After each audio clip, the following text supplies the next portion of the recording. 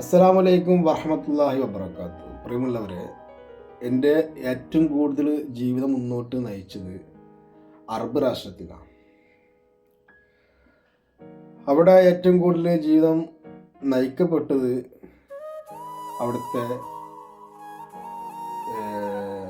സ്വദേശികളെ കൂടെ. ഓക്കെ, അപ്പം അതുകൊണ്ട് നിങ്ങളോട് എനിക്ക് പറയാനുള്ള കാര്യം, ഭർത്താവ് ഭാര്യയെ സംരക്ഷിക്കണം. ഉസ്താദിൻ്റെ പ്രസംഗം ഞാൻ കേട്ടു. ഇനി വിവാഹം കഴിക്കാത്ത പെൺകുട്ടികൾ ഉണ്ടെങ്കിൽ, പഠിക്കാൻ താല്പര്യം ഉണ്ടെങ്കിൽ പഠിപ്പിച്ചോളൂ, അത് കഴിഞ്ഞിട്ട് ജോലിക്ക് പറഞ്ഞു വിട്ടോളൂ, ഭർത്താവിൻ്റെ സമ്മതം ഉണ്ടെങ്കിൽ. ഇതൊക്കെ ശരികളാണ്. പക്ഷെ ഇവിടെ നിങ്ങൾ ഒരിക്കലും പറയില്ല ഭാര്യ ഭർത്താവിനെ സംരക്ഷിക്കുന്നതിനെ കുറിച്ചിട്ടുള്ള പരാമർശങ്ങളില്ല. മനസ്സിലായോ? ഭാര്യ ഭർത്താവിനെ സംരക്ഷിക്കണ്ടേ? ഇത് ഇന്ത്യൻ നിയമത്തിൽ പറഞ്ഞിട്ടുണ്ടല്ലോ, ഭർത്താവ് ഭാര്യയെ സംരക്ഷിക്കലും ഭാര്യ ഭർത്താവിനെ സംരക്ഷിക്കലും അതിലുണ്ടായ കുഞ്ഞുങ്ങൾ, ആ രണ്ട് രക്ഷിതാക്കൾ സംരക്ഷണത്തിലൂടെ വളരണം. രക്ഷിതാക്കൾ മക്കളുടെ പ്രൊട്ടക്ഷനാണ്. തമാശയില്ല. അടിക്കാൻ പോലും പാടില്ല. കാര്യം ആ മക്കളെ സംരക്ഷിക്കുന്ന രക്ഷിതാക്കളാണ്. അതുകൊണ്ടാണ് ആ പ്രൊട്ടക്ഷൻ കൊടുത്തിട്ടുള്ളത്. ആ മക്കൾക്ക് വേണ്ടിയുള്ള പിന്നെ നിയമങ്ങളും കാര്യങ്ങളൊക്കെ ഇവിടെ ഉണ്ട്. പിതാവിനായാലും അതായാലും മാതാവാണെങ്കിലും ആ കുട്ടികൾക്ക് എന്തെങ്കിലും പ്രയാസം ബുദ്ധിമുട്ട് നേരിട്ട് കഴിഞ്ഞാൽ ചൈൽഡ് ലൈൻ ഇറങ്ങും. അതിനാണ് ബാല കമ്മീഷണറൊക്കെ. മനസ്സിലായ? തമാശയിലിരിക്കുക. ഒരു കാരണവശാൽ മുടില്ല.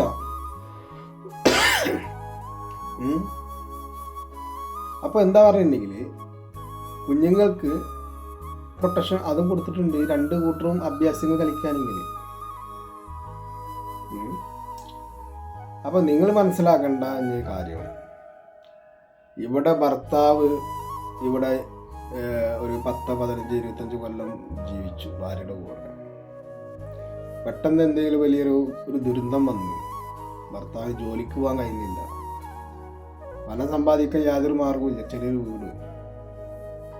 എന്ത് ചെയ്യും? ഭാര്യ ജോലി ചെയ്ത് കുടുംബം പോറ്റേണ്ട അവസ്ഥയല്ലേ? അല്ല, ഭർത്താവിന് എന്തെങ്കിലും സമ്പാദിച്ചതുണ്ടെങ്കിൽ അവർക്ക് വല്ല ബിസിനസ്സോ, അതല്ലെങ്കിൽ വാടകയ്ക്ക് കൊടുക്കുന്ന വീടുകളോ, അതല്ലെങ്കിൽ പിന്നെ വല്ല ബിൽഡിങ്ങോ എന്തെങ്കിലുമൊക്കെ അതിൽ കിട്ടുന്ന വല്ല മരം കൊണ്ട് അഡ്ജസ്റ്റ് ചെയ്ത് ജീവിച്ചു പോകാൻ പറ്റും. അതൊക്കെ പറ്റും ജോലിക്ക് പോകേണ്ട. അല്ലാണ്ട് പിന്നെ ദയനീയമായ കുടുംബങ്ങൾ എന്ത് ചെയ്യാനാ പറ്റുക? ശരിയല്ല പറയുന്നത്. ഇവിടെ എൻ്റെ ബോസ്, എൻ്റെ അർബാവിനെ പൊന്നുപോലെ നോക്കിയ ആളാണ് എൻ്റെ മാഡം, എൻ്റെ മാമ. പൊന്നുപോലെ. രണ്ടാമത്തെ പൊന്നുപോലെ നോക്കുന്ന ഒരാൾ ഞാൻ തന്നെയായിരുന്നു. പൊന്നുപോലെ തന്നെ ഞാൻ നോക്കിയിട്ടുള്ളൂ. അപ്പോൾ ആ അദ്ദേഹത്തിൻ്റെ ആവശ്യങ്ങൾക്ക് വേണ്ടി ഒരു പയ്യനെ ആവശ്യം മനം പറഞ്ഞപ്പോൾ നല്ലൊരു പയ്യനെ ഞാൻ കൊണ്ട് അദ്ദേഹത്തിൻ്റെ പ്രൊട്ടക്ഷന് വേണ്ടി ഞാൻ നിർത്തിയിരിക്കുകയായിരുന്നു. എൻ്റെ ബോസ് ഉണ്ടല്ലോ, അവസാനം സമയത്ത് എൻ്റെ ബോസ് തല ചുറ്റി വീണു വീടിൻ്റെ മുമ്പിൽ. ഞാൻ 2 കൈ കൊണ്ട് പിടിച്ചിട്ട് ആ വീടിൻ്റെ ഉള്ളിൽ പോയിട്ട് സോഫമേൽ കിടത്തി. എൻ്റെ മുതലാഴ്ച വീടിൻ്റെ ഉള്ളിൽ പുറത്ത് പോയിക്കുന്നു. ഫോനോട് വിളിച്ച്, ഇന്നിപ്പോൾ കൊണ്ടുപോകണം ഹോസ്പിറ്റലിലേക്ക്, ഇദ്ദേഹത്തെ തല ചുറ്റി വീണിട്ടുണ്ട്, അതുകൊണ്ട് ഇപ്പം തന്നെ കൊണ്ടുപോകണം ഹോസ്പിറ്റലിലേക്ക്. ഗൗരവത്തോടെ ഞാൻ പറഞ്ഞ് ഫോനോട് കട്ടാക്കി. 5 മിനിറ്റ് കഴിഞ്ഞപ്പോൾ മുതലാഴ്ച ഓടിയെത്തി. മുതലാഴ്ച പറഞ്ഞു, ഞാൻ പറഞ്ഞ അനുസരിക്കില്ല. ഞാൻ എൻ്റെ ജ്യേഷ്ഠനോട് പറഞ്ഞ് സംസാരിച്ച് പിറ്റേ ദിവസം രാവിലെ കൊണ്ടുപോയി. മനസ്സിലായോ? അതായത് ചില ആളുകൾക്ക് പ്രായമുള്ളവർ അത് പറഞ്ഞിട്ട് കാര്യമില്ല. ചില വ്യക്തികൾ മെഡിസിൻ കഴിക്കില്ല. ചില വ്യക്തികൾ എന്ന് പറഞ്ഞിട്ടുണ്ടെങ്കിൽ ഹോസ്പിറ്റലിൽ പോകാൻ താല്പര്യം കാണിക്കില്ല. അദ്ദേഹം എന്ന് പറഞ്ഞിട്ടുണ്ടെങ്കിൽ, ഞാനൊക്കെ പറഞ്ഞ അദ്ദേഹത്തിൻ്റെ ഇച്ഛാശക്തിയും ധൈര്യവും ഞാൻ കിട്ടിയിട്ടുണ്ട്. എത്ര വലിയ പ്രതിസന്ധികളും പ്രയാസങ്ങളും നമ്മുടെ ശരീരത്തിൽ കടന്നു കൂടിയാലും ശരി, ആ ജീവാണ്ട് പോകുന്ന വരെ നമ്മൾ 2 കാലുമടെ നിൽക്കണമെന്നാണ് അദ്ദേഹം കാണിച്ചത്. അദ്ദേഹത്തിന് അത്രയും ക്രിട്ടിക്കൽ സ്റ്റേജിലേക്ക് വന്നിട്ട് പോലും അദ്ദേഹം 2 കാലിൻ്റെ മുകളിൽ നിന്നതാണ്. എന്നിട്ടും നിൽക്കാൻ പറ്റാത്ത അവസ്ഥയിലാണ് തല ചുറ്റിയത്. ആ തല ചുറ്റിയിൽ മനസ്സ് വേദനിച്ചു. ആ തല ചുറ്റിനോട് കൂടി ഒരു വിടുന്ന സമയത്ത് തന്നെ ഞാൻ കയറിന്ന് പിടിച്ചിട്ടാണ് ആ കൈ. ഇപ്പോൾ ഒരിക്കലും താങ്ങാനോ പിടിക്കാനോ ശ്രദ്ധിക്കാൻ വയ്യാത്ത ഒരു മനുഷ്യനാണ്, ഒരു വെയിറ്റിലെ മനുഷ്യനാണ്. പക്ഷെ എനിക്ക് അവിടെ ദൈവം എനിക്ക് ശക്തി തന്നതാണ്. പിടിച്ചിട്ട് ഞാൻ സോഫയുടെ മേലെ കയറ്റി ഇരിക്കുന്നത്.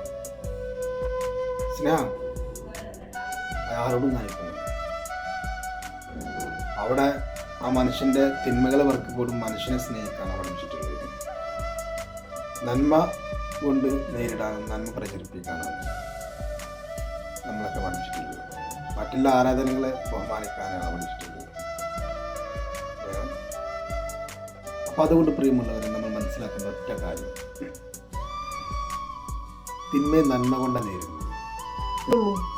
അപ്പം നമ്മൾ ഒരാളിങ്ങനെ പ്രശ്നങ്ങളൊക്കെ ഉണ്ടാക്കുന്ന ഒരാൾക്ക് എന്താണ് ഇങ്ങനെയൊക്കെ എന്നോട് പ്രശ്നം ഉണ്ടാക്കുക, ഞാൻ എന്ത് തെറ്റ് ചെയ്ത്, ഒരു ഉമ്മ കൊടുത്ത് നോക്ക്, എടാ നമുക്കൊരു ചായ കുടിക്കാം പ്ലീസ്, ഇത് ഒഴിവാക്കി എന്ന് പറഞ്ഞിട്ട് ഒരു ഫുഡ് കഴിച്ചു നോക്ക്, പ്രശ്നം തീർന്നു. അല്ലെ അല്ലടാ സോറിയാണ്, അറിയാതെ തെറ്റ് പറ്റി, അറിഞ്ഞും കൊണ്ട് തെറ്റ് പറ്റിയതാണ്, ഞാനൊരു ബുദ്ധിമോശം കൊണ്ട് ചെയ്തു പോയതാണ്, സോറിയാണ്, അവസാനിച്ചില്ലേ?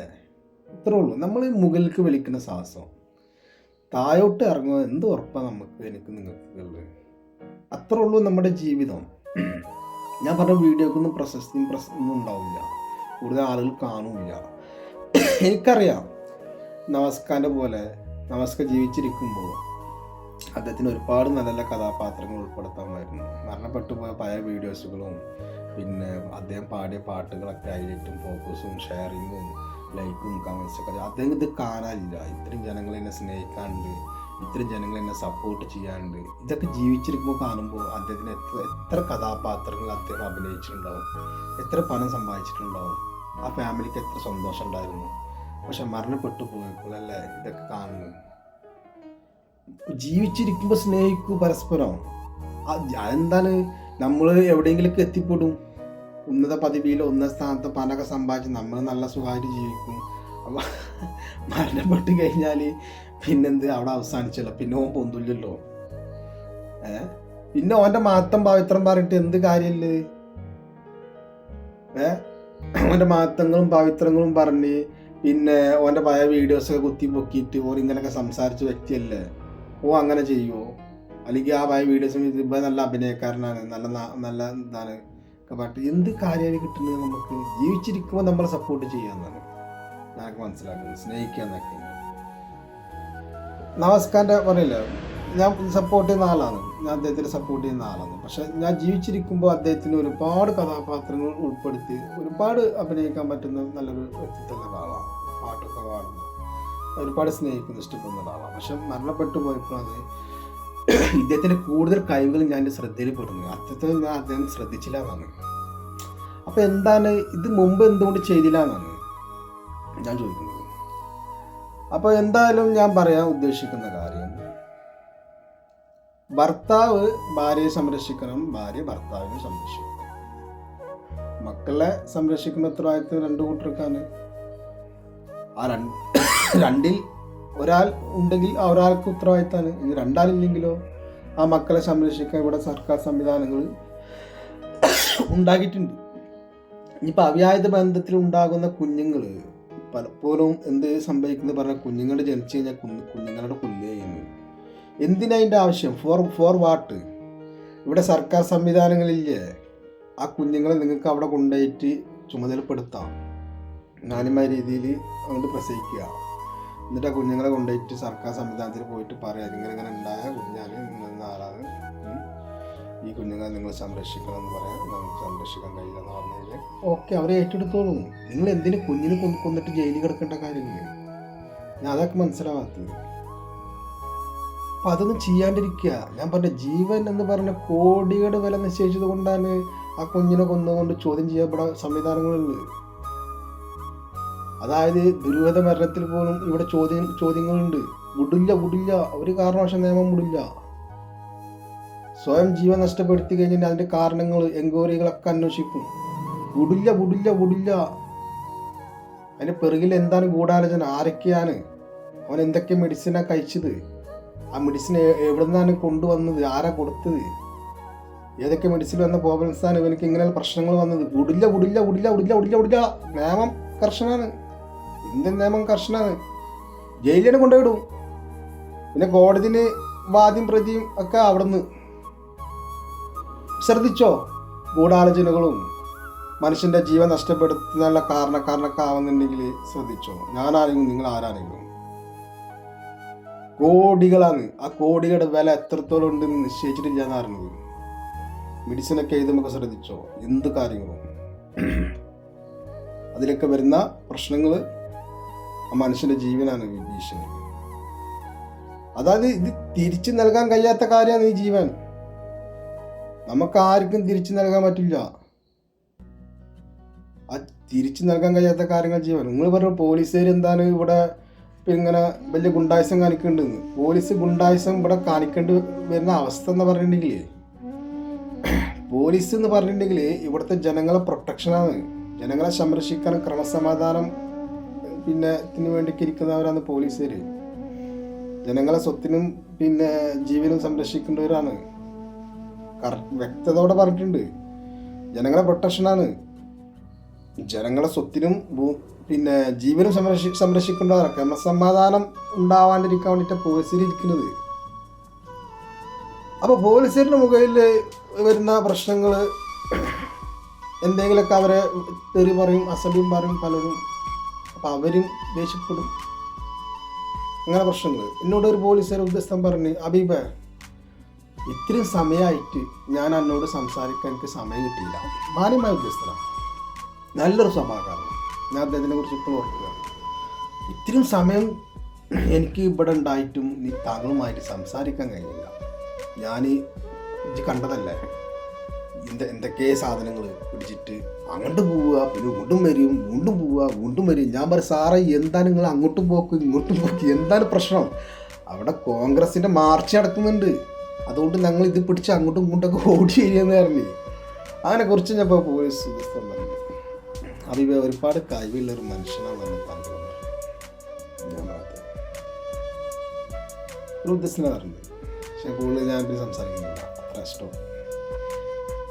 അപ്പം എന്താ പറയുന്നുണ്ടെങ്കിൽ, മാന്യമായ പോലീസുകാരോട് പക്ഷെ അയാൾക്കെതിരെ ഞാൻ 2 ഇടിക്കാനും 2 പൊട്ടുതാൻ പോയപ്പോൾ ഈ മാന്യമായ സ്വഭാവമല്ല പെരുമാറുക, വേറെ രീതിയിലാവും ഇങ്ങോട്ട് പെരുമാറുക.